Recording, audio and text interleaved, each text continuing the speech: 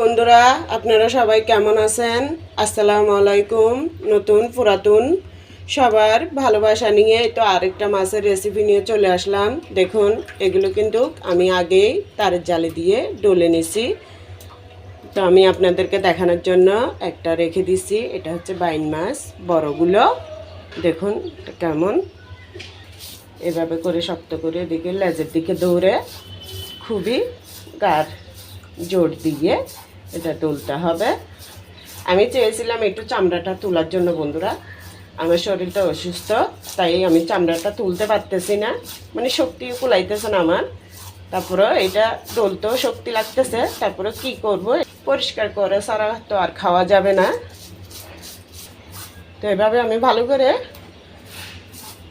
ডলে ধুয়ে পরিষ্কার করে তারপরে আপনাদের সাথে রান্নাটা শেয়ার করব। বন্ধুরা, আপনারা আমার সাথেই থাকুন। এই তো বন্ধুরা, মাছটা পরিষ্কার করে নিলাম। নেওয়ার পরে একটু হলুদ আর লবণ দিয়ে আমি একটু গরম পানি দিয়ে ভালো করে ধুয়ে নেব। একটু হালকা একটু গরম পানি দিচ্ছি, আবার বেশি গরম না। ফ্রিজে রাখা মাছ যদি একটু হলুদ লবণ একটু হালকা গরম পানি দিয়ে ধোয়া হয়, তাহলে একটু গন্ধ থাকলে ওইটা আর থাকে না। কারণ ফ্রিজে বেশি দিন রাখলে তো একটু গন্ধ হয়ে যায়। আমার মাছটা কিন্তু কারো আনছিল, আমি অর্ধেক রান্না করছি আর অর্ধেক রেখে দিয়েছিলাম আপনাদের সাথে একটা রেসিপি শেয়ার করার জন্য। মাছটা ধুয়ে পরিষ্কার করার পরে আবারও লবণ আধা চামচ, হলুদের গুঁড়ি 1 চামচ, মরিচের গুঁড়ি এগুলো দিয়ে আমি মাখাই নেব। আর এখানে একটু টক দই দিয়ে দেবো। এই যে দেখুন, এগুলো আমি ফেটে নিচ্ছি ভালো করে, এগুলো সব দিয়ে দেবো আধা কাপ। এটা মাখার পরে আমি 5 মিনিট রেখে দেব। তো বন্ধুরা, টক দইটা দেওয়ার কারণ হচ্ছে, এই মাছটা যখন আমি প্রথম আনছে কিছুটা রান্না করছি, তখন একটু গন্ধ লাগছিল। তো টক দইটা দিলে হবে কি, মাছের একটু গন্ধ থাকলে ওটা আর থাকবে না, তাই কিছুক্ষণ মাখিয়ে রাখতেছি। এখানে দেখুন, আমি এই যে বাইং মাছটার সাথে রান্না করার জন্য এখানে 4টা নতুন আলু ছুলে ধুয়ে পরিষ্কার করে নিয়েছি, 2টা পেঁয়াজ, একটা ছোট একটা বড়, আর এখানে 1 পাওয়া শিমের বিচি। এরপর এখানে দেখুন, এই যে ছোট 4 চামচগুলোই, এগুলো দেখুন দূরের থেকে দেখাচ্ছি। এই চামচে 1 চামচ রসুন বাটা, আধা চামচ আদা বাটা, আধা চামচ থেকে কম জিরা ধনিয়া বাটা।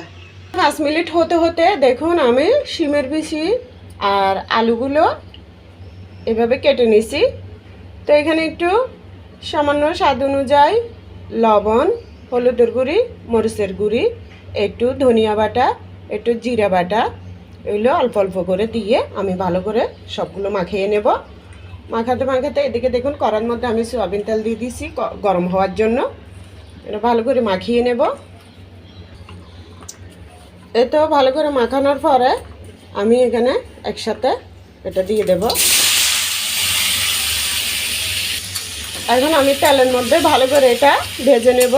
একটু সামান্য পানিও আছে, এই পানির মধ্যে একদম মাঝারি আঁচ থেকে কম আছে ভালোভাবে ভেজে নেব। ভেজে নিলে হবে কি বন্ধুরা, এখানে শিমের বিচির যে পানির মতো একটা গন্ধ থাকে ওটাও থাকবে না, আলুটাও সেই সাথে ভাজা হয়ে যাবে। আর আমি এই রান্নার মধ্যে আপনাদের ভালোভাবে সব টিপসগুলো বলে দিচ্ছি। 7-8 মিনিট পর্যন্ত এভাবে ভেজে নিলাম, খুবই ভালো করে দেখুন লাল লাল হয়ে গেছে। হয়তো মোবাইলে তেমন বোঝা যাচ্ছে না, দেখুন একদম লাল লাল করে ফেলছি ভুনে। এখন আমি নামাই ফেলবো। তো বন্ধুরা, কড়ার মধ্যে সয়াবিন তেল দিয়ে দিচ্ছি। হয়তো মাছগুলো একটু সামান্য করে ভেজে নেব, একসাথে দিয়ে দিলাম। এই তো বন্ধুরা, মাছটা ভাজা হয়ে গেছে। দেখুন, মেয়েটা সবসময় এগুলো দেখতে ওর থেকে ভীষণ ভালো লাগে, তো প্রত্যেক ভিডিওতে ও একটু হলে ভিডিও করতে চাই। এখন মাছটা ভাজা হয়ে গেছে, আমি নামাই ফেলছি। উল্টায় পাল্টায় ভালো করে ভেজে নিলাম। কড়ার মধ্যে আবারও সয়াবিন তেল দিয়ে দিলাম।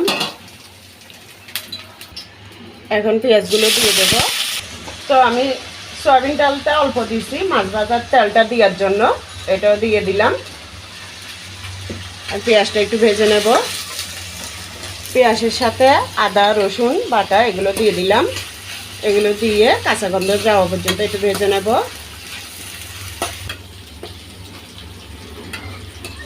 পেঁয়াজ আদা রসুনের কাঁচা গন্ধটা যাওয়ার পরে বন্ধুরা এখন দেখুন আধা চামচ হলুদের গুঁড়ি, 1 চামচ সমান করে মরিচের গুঁড়ি, ওই যে জিরা ধনিয়ার কথা তো আপনাদেরকে বললামই, এগুলো দিয়ে দিলাম।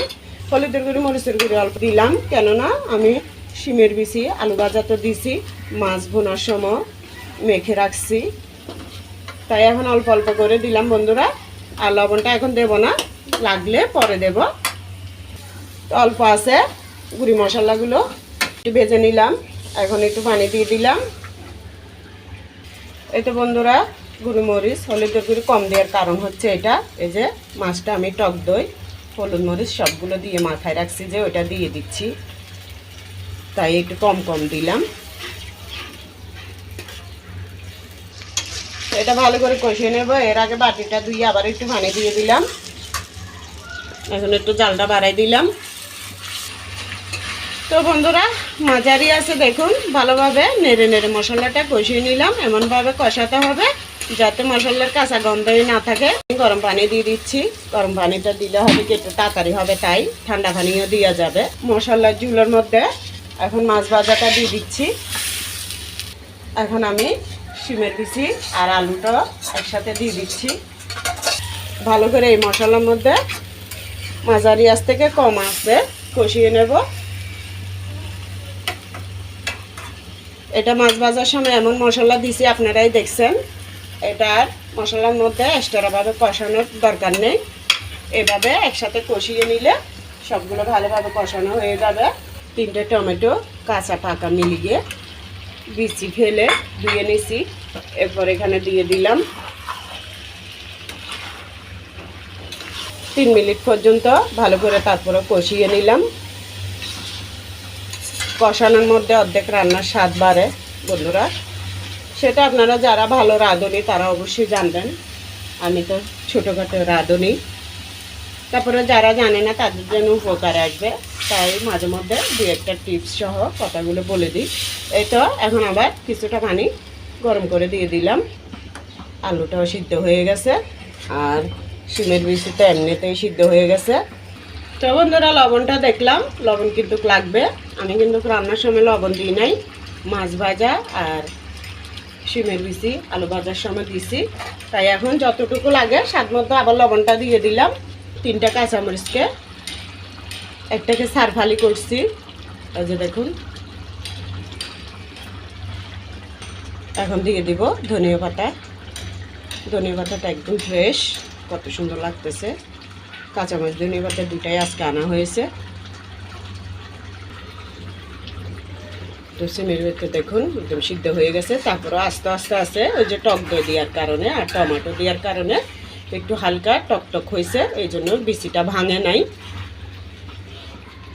আমার রান্নাটা কমপ্লিট হয়ে গেছে, দেখুন কত ভালো লাগতেছে, অনেক সুগারান বের হয়েছে মাশাআল্লাহ। তো আমি যে এভাবে সিমের বিচি ভেজে আমি একটা সুরমা মাছের ভর্তার রেসিপি করছি, তো ভালো লাগলে আপনারা দেখে দিতে পারেন। মানে কোনো একটু গন্ধ বলতে নাই, সিমের বিচির যেভাবে ভেজে ভর্তাটা করছি খুবই ভালো লাগছে, অসাধারণ হয়েছিল। তো আমার এই রান্নাগুলো যদি ভালো লাগে আপনাদের, তাহলে আমার চ্যানেলে যেয়ে একটা ভিডিও দেখতে পারেন, যদি ভালো লাগে আর কি, নাইলে দেখার দরকার নাই। তবে আমার এই রান্নাগুলো দেখে আপনারা কখনো নিরাশ হবেন না, ভালোই লাগবে আপনাদের। তো বন্ধুরা কেমন হয়েছে কমেন্টে জানাইয়েন, রান্নাটা আপনাদের কেমন লাগলো। যদি ভালো লাগে নতুন বন্ধুরা হলে আমার বন্ধু হয়ে পাশে থাকবেন, আর পুরাতন বন্ধুদেরকে তো অসংখ্য ধন্যবাদ। তবে সবাই এই রমজানের রোজার মধ্যে সবাই সবার জন্য দোয়া করবেন, আমরা যেন সবাই সবার জন্য দোয়ার মাধ্যমে ভালো থাকতে পারি। তো সবাই ভালো থাকবেন, আল্লাহ হাফেজ, আসসালামু আলাইকুম।